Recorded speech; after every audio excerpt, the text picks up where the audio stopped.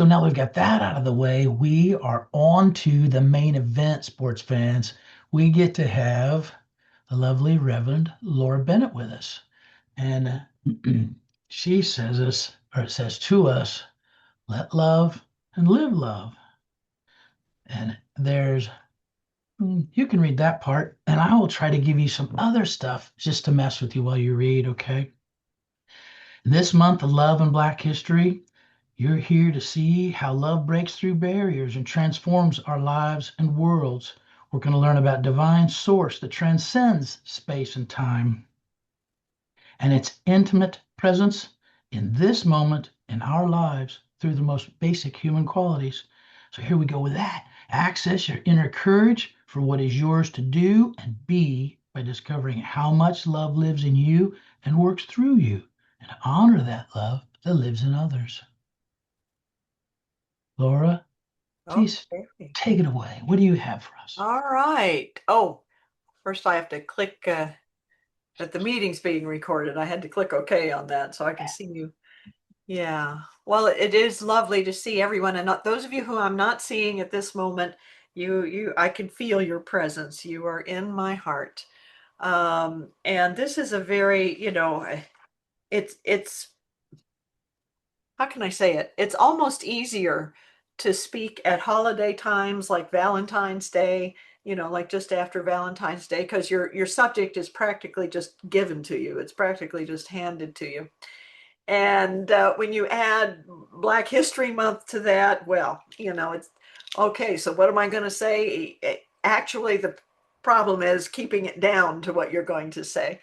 And because love is such an amazing topic, and you've heard me talk about love before. You probably hear me talk about it again, even when I'm not talking about love specifically, because love is underneath everything. It just is. It is the motivation for all of it. It is why we even exist. I have said for many years in my classes that God wanted to love God, and here we are. You know, here we are. So so welcome everyone, and we'll go ahead and go to the next slide. There we are, and I'm going to introduce you to this woman. How many of you are familiar with Sojourner Truth? Anybody? Oh, thank you, Barbara. And if some of you raised your hand, I didn't see you. Um, she's an amazing woman in American history. And let me just tell you a little bit about her. She actually was born as an enslaved person in Ulster County, New York. She was actually in the North when she was born, and she escaped in 1826 and found her freedom because she was in the North. She could find her freedom. She took her infant daughter with her, and she was inspired in 1843 to have a spiritual mission in life. Her original name was Isabella Balmfree, and she changed it to Sojourner Truth because that was actually an accurate depiction of what she did. She traveled through the country, sojourner, being a sojourner, and she spoke truth. She traveled through the country and she spoke truth.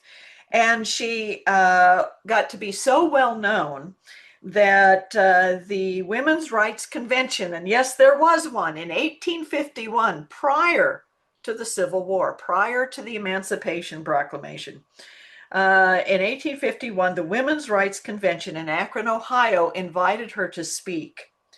And her message was, and just the name of the message is inspiring. Ain't I a woman? Ain't I a woman? And basically what that is I am who I am, and I love myself for who I am. And she inspired other people to love themselves just for who they were. Now imagine a woman who had been enslaved speaking in 1851 about self-love and self-confidence. Um, pretty powerful. She was active. She was active in in the abolitionist movement, through the Civil War, and later she actually sued a person for trying to enslave her daughter. So and she won, and she won. Uh, she was actually honored by the federal government. She lived in Washington D.C., and she would force her way. She's the first person I'm talking about who did this. She would force her way onto streetcars in Washington D.C. where black people weren't allowed, but she would do it. She would force her way, and she would sit there. She never got arrested for it, unlike people later that we're going to mention. But she was a very, very powerful woman. And let's go to the next slide, which is the message underneath her message. I am divine love and expression. I am divine love and expression.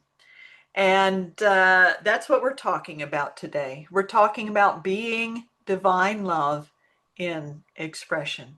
And what is divine love? Hold on, don't go yet.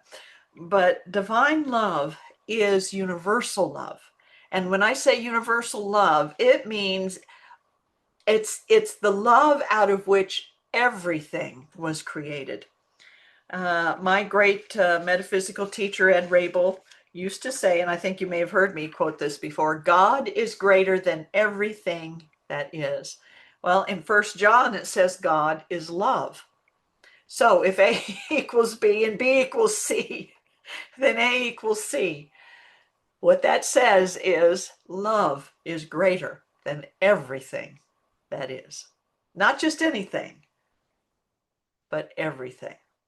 So to get that universal feel of divine love, let's look at one of the images that comes to us from our own cosmos. Let's look at that in the next slide. Yeah, there we go. All right. It's called the Eye of God, and it's actually a helix nebula. Oh gosh, I'm trying to remember how far away it is. Anyway, some million light years away. It's in the, if you have a telescope, you can, and you're in a, you're away from city lights, you can probably see the nebula. You can't see it in this detail, but you can probably make out the nebula. It is in the Cassiopeia constellation. But it's called the Eye of God. And God as divine love is supreme being, Elohim God. This is the God of the first chapter of Genesis, who actually, when everything was the formless void, this is the myth, the description of it.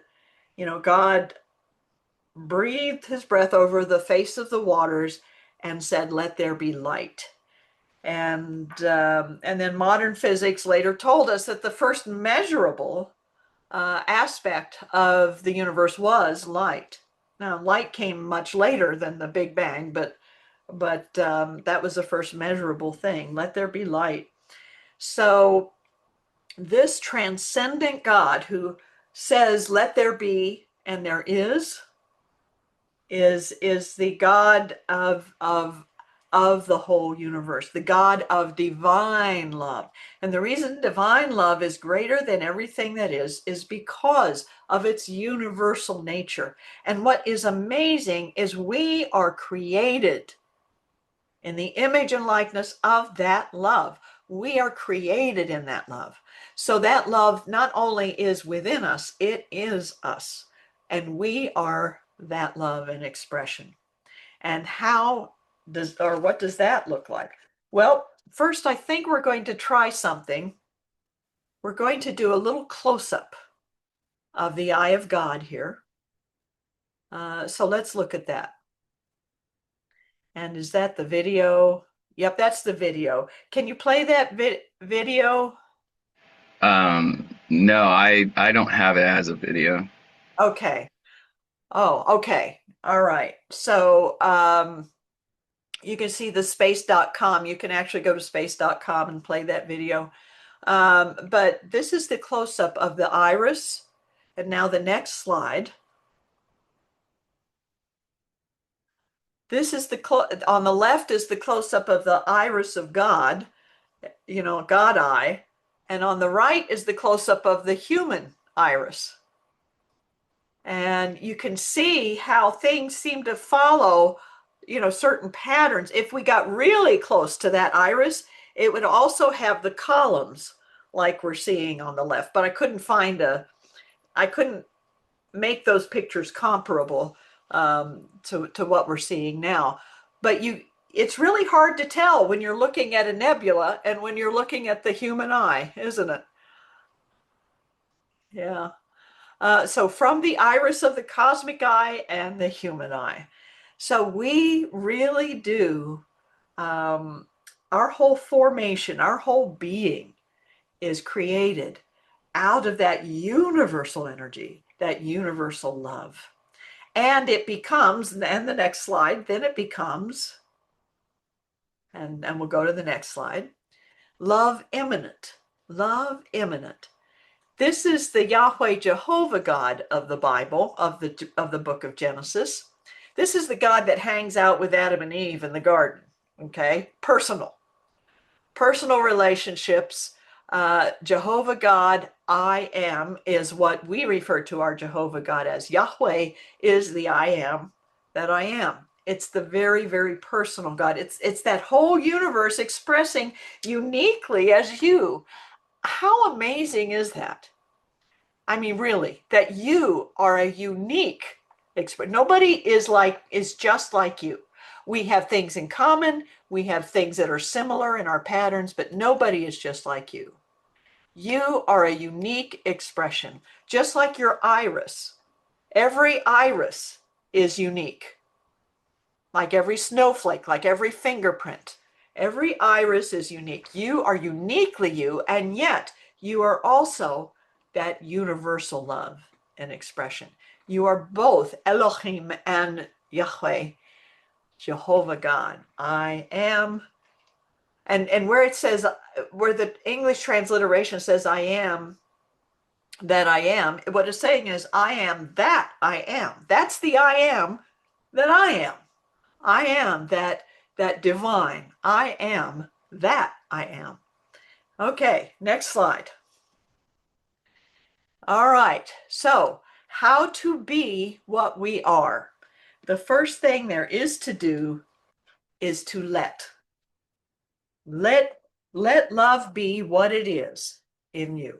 Let it be what it is in you. And when we let love be what it is in us, we become that love and expression. This is from a Valentine card that I even may have shared with you before. But here's a little bit from my own description, my own talk description that I sent to you. Learn about love's divine source that transcends space and time and its intimate presence in this moment of our lives through our most basic human qualities. This is part of what it is to let love. Love transcendent becomes love immanent. And in becoming love immanent, meaning immediately here and now, it becomes love intimate. But we'll talk about that in a moment. So these are our affirmations for letting love be what it is. And I have them up on the screen here so we can say them together. All right? So let's say these affirmations together. I'm going to say them. You can unmute yourself if you want to. It's kind of fun when you hear all the voices going at once. But let's say these affirmations together. I let love heal me in spirit, soul, and body.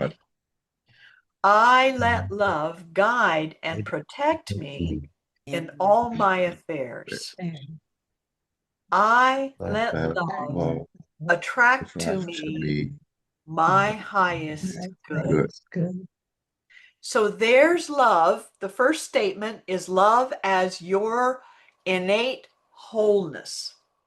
The reason love can heal you in spirit, mind, or spirit, soul, and body. Mind, by the way, in the old metaphysical language, the reason you hear it that way sometimes, spirit, mind, and body, and sometimes you hear spirit, soul, and body, is because mind is soul. Mind in the old metaphysical language is both your thinking and your feeling nature. It is the inner you. Mind is the inner you. It is your consciousness within. And it includes thinking and feeling nature. Feelings are thought forms. This is old metaphysical language. Feelings are thought forms. And a thought is a movement in consciousness. So mind, God mind is all the universe. Individual mind is your soul. It's basically your soul. Okay, so I let love heal me in spirit, soul, and body. The way spiritual healing is when we recognize our wholeness that already is, because the spiritual part of us is already whole. Soul healing is when we do when we're consciously aware that we are whole in both our spirituality and our humanity. That kind of wholeness allows room for our humanity without us tearing ourselves apart for being human. We can actually include that part of us and let it be our teacher about how to know our wholeness more. Gosh, I'd like to give an example. Just for example, if someone or something makes you angry in life, reflect on what it is that's making you angry. And then reflect on it deeper. This is the process of contemplation. I'd love to teach a class on it sometime, where you take it to its depth so that its message really is about your wholeness. Your anger is actually pointing to your wholeness, but you have to inquire deeply enough and get beyond it to see what it's telling you. What is it that you value?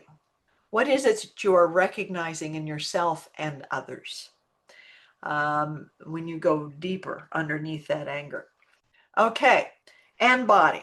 Body is the clothing of the soul. It is both, you are both greater than your body and you are your body when you are in this physical expression. So your body carries all your soul stuff. It does. And sometimes your body will heal your soul through what it carries. Sometimes the illness and the death that happens in people's lives is part of the body's process of healing the soul. And that's why in our healing and wholeness classes, we recognize both physical healing and we recognize soul healing when the physical is actually doing its work to heal the soul. All right. I let love guide and protect me in all my affairs. And that's where I'm going to bring in another story. Well, I'll get to that in a minute. I let love attract to me my highest good. That's what our whole prosperity teachings are based on. All our prosperity teachings. I think my focus on my camera just shifted. Our whole prosperity teachings are based on love. It's just love is. I used to go to sleep in the pews in our church when my mom was in choir practice. I grew up in a unity church. And the choir would sing this song, love is a magnet that draws to me riches and good without end. Freely and full as the boundless sea, into my life they blend. Loving word, loving deed, coming from heart divine. Love in me will succeed, making abundance mine. So love is our way. It's the way Jesus was teaching us to be when he said, don't worry about tomorrow, what you will wear and what you will eat. Give us this day our daily bread. Give us this day our our daily bread, because yeah, your father cares about the sparrow. How much more does he care about you? Love is fully present. Love is fully present in our prosperity. And as much as we might like to have more in our lives, it's actually just being totally present to what we do have where our wholeness begins. All right, next. I let love guide and protect me in all my affairs. Here's a perfect example of that. Yeah, go ahead. Go ahead to the young lady there. Yep. And our young lady is Claudette Colvin. Claudette Colvin was a 15-year-old who, not long before Rosa Parks did her thing, Claudette did the same thing. She sat in the bus, in the middle of the bus, not the back of the bus, and people were yelling at her, telling her to get to the back of the bus or to get off the bus, and she refused. She was 15 years old. 15 years old. She said, "When my moment came, I was ready. It felt as though Harriet Tubman's hands were pushing me down on one shoulder and Sojourner Truth's hands were pushing me down on the other." And she just sat there. And she took all of the yelling and all of the name calling, and they came and arrested her. They actually arrested her. But it's only recently in our headlines, in our news, and this is how I found out about her, that actually Obama gave her the Medal of Freedom, but it's recently in our news that the government actually forgave her. They didn't really forgive her; they just dismissed the charges that were given to her in 1955. They dismissed them, and she actually. Preceded Rosa Parks. So now we have Sojourner Truth getting on the streetcars. We have Claudette Colvin getting on the bus, and we have Rosa Parks getting on the bus. Can you imagine? Um, I can't imagine. Well, actually, I can, because my husband and I have been in Europe, and we've been kicked out of a couple of places for being Americans. So you can imagine what it's like to get kicked out just for being born the way you've been born. Okay, and the next slide. So, love intimate. Love immanent becomes love intimate when we share it with other people. When Jesus gave the Lord's Prayer, he spoke in a very radical term, Abunda Boshmaya, our Father who art in heaven. Abba, our Father. In other words, the parent of all of us, the creator of all of us. Today we say Father, Mother, so I put that in. Abba, or Father, Mother, God. And the way to respond to Father, Mother, God is to see every human being and other beings, the cranes and nature and the raccoons, to see, I see you. I see you. I see who you are. You are created. You are a creation of love. And we are kindred. We are kindred. To be kindred means to be alike. It means to have a natural connection.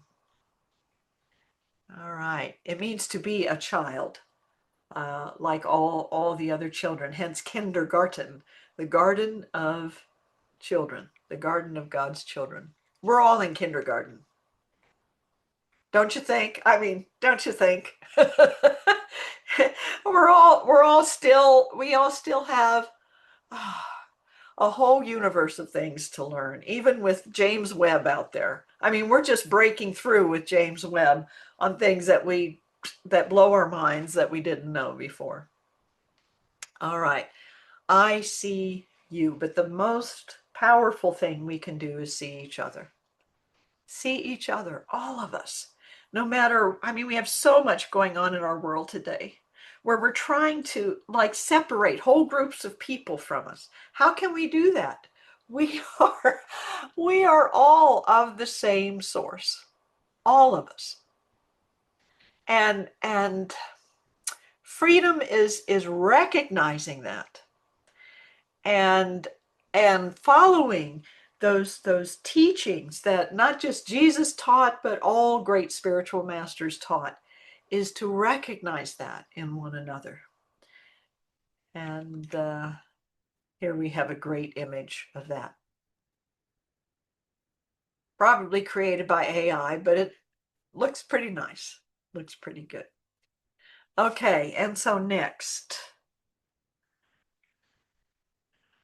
All right. So it is up to us to live love, to let love radiate from us, to bless others. So let's read this statement together. Okay, ready? Here we go. Love Love radiates radiates from my heart to to bless others others with the light of with friendship friendship and community, and which I know that about each of you. I share it unconditionally unconditionally, and I and I receive receive it great. gratefully. And there's a picture, one depiction, one image of Saint Valentine, Valentine of Rome. It was in the 3rd century, and was actually executed because he ministered to persecuted Christians, and he would marry people, Roman soldiers or Christians, when they, people that didn't get permission from the empire to be married. And he tried to convert the emperor, and that's when they executed him. But from prison, he actually befriended the daughter of the jailer, and she learned from him. She converted to Christianity. And when it was close to time for him to go, he wrote her a little note of love, and he said, "From your Valentine, from your Valentine."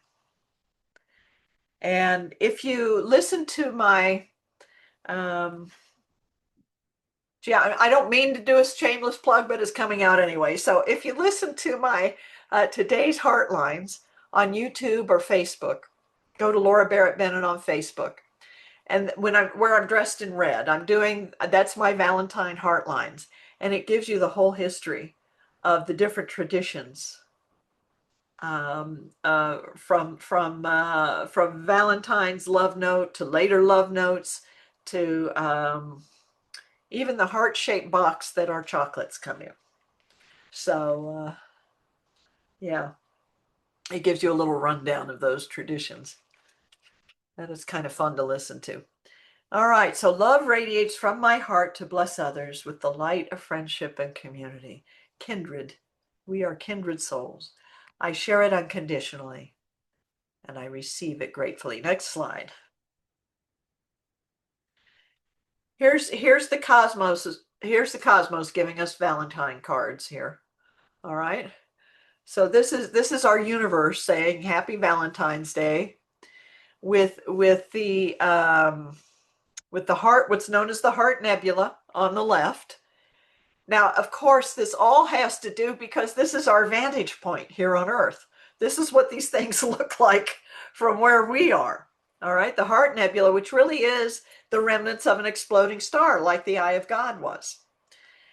But on the right are 2 colliding galaxies that form, with all the dust around them and the energy around them, form a heart. And you can even see the arteries of the heart going out. These are called the antennae galaxies. And anyway, this is how the universe says, hey, love is here. Okay. And I think it's time for our meditation. Is it time for our meditation? Yeah. So let's take a deep breath. Go to the next slide. Go ahead and go to the next slide. Yep, that's our meditation. All right. So let's just get yourself comfortable and aligned with the energy of the universe. Don't stiffen up, but I'm going to ask you to just gently move your shoulders back, open your chest. Some of you are doing that naturally. Sit squarely on your haunches there so you're not strained or stressed. Let your feet touch the ground, because even if you've got shoes on or you're separated from the ground by a floor, just that energy is going down into the ground from you, and it is going up into the universe. You are the point at which the universe meets the earth. You are the point at which the divine meets the world and humanity. And you are created from love. So take a deep breath, and in a silent moment, contemplate these words. Love is joy through me.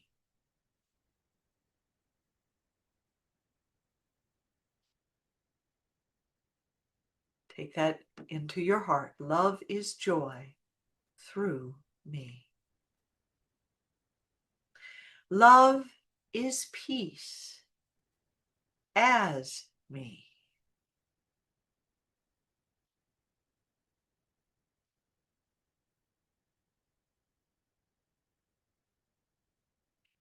And you may recall the walk of the Buddhist monks from Texas to Washington, D.C. And this was their message. Peace lives as you.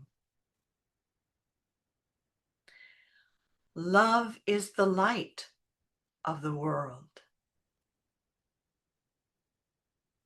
Love is the light that radiates, that heals, that reminds us of our wholeness as individuals, as a community, and as humanity. Thank you, God. And if you don't use the word God, that's fine. Thank you, divine. Thank you, universe, spirit, whatever you use. Thank you, God, for love. Thank you for love. And in a moment of silence, know the joy, the peace, the light, and the gratitude of love.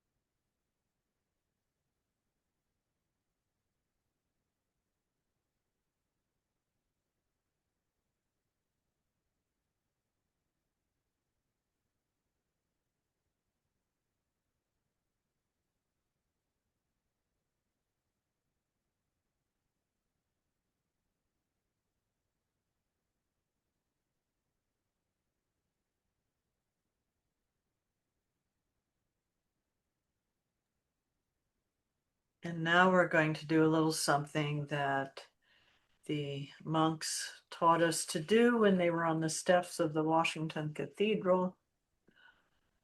They invited, and they were there with a group of faith leaders from many different faiths.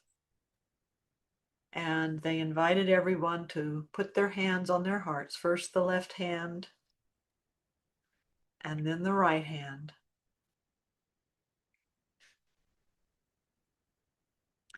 And just to sense the beating heart that is in you, the heart that beats in you. Sense your own heartbeat. And if you can't feel it, just sense it there.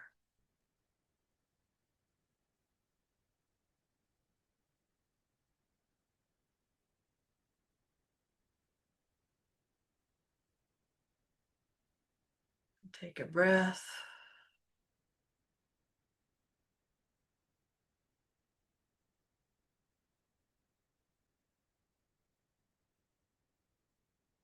And know that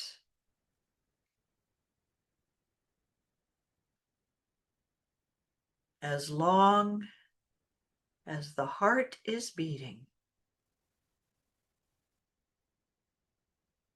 love is there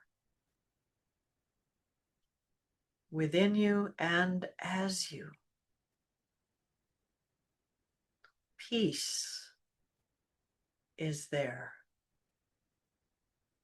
within you as you.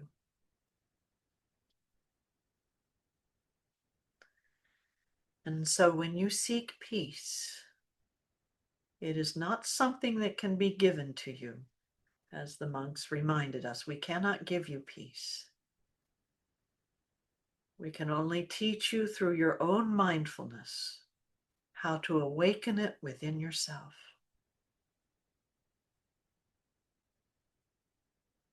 And the more people who awaken to the peace within, the more peace we will see in our world. Because we are that peace. Because we are the light of love.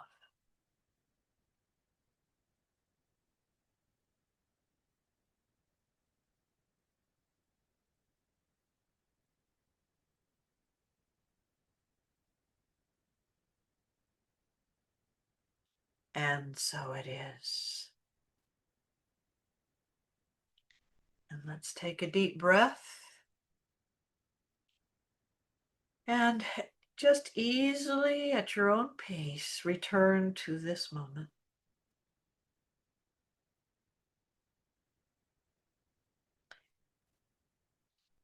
And while you're returning, I'll share with you another story.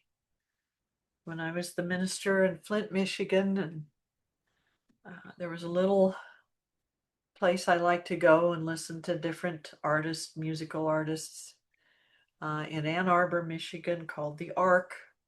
And I went down on my birthday to hear Kate Wolf sing. She passed away of leukemia not long after I saw her. But she had an album, and it was called Give Yourself to Love. And she sat down, she heard it was my birthday, sat down at my table at her break, gave me one of her signed an album saying happy birthday, and gave it to me. Because that's who she was. She was that love in expression. So when she sings this, it was inspired, by the way, at a wedding that she attended. She just kind of felt the song coming. She had to go find a closet. This is the story she told. She had to go find a closet somewhere with her guitar she was playing at the wedding. But when everybody went, was taking pictures and everything, she found a closet and came out with this song. And that's how she put it together. But it has a universal message. And we're going to close with that song right now. Thank you, Barbara, and others in the chat. Thank you so much. It's wonderful to be with you today. You see, I gave my love face. I gave you all a picture of my love face today. I have these other power woman pictures and everything, but I gave you my love face today. All right.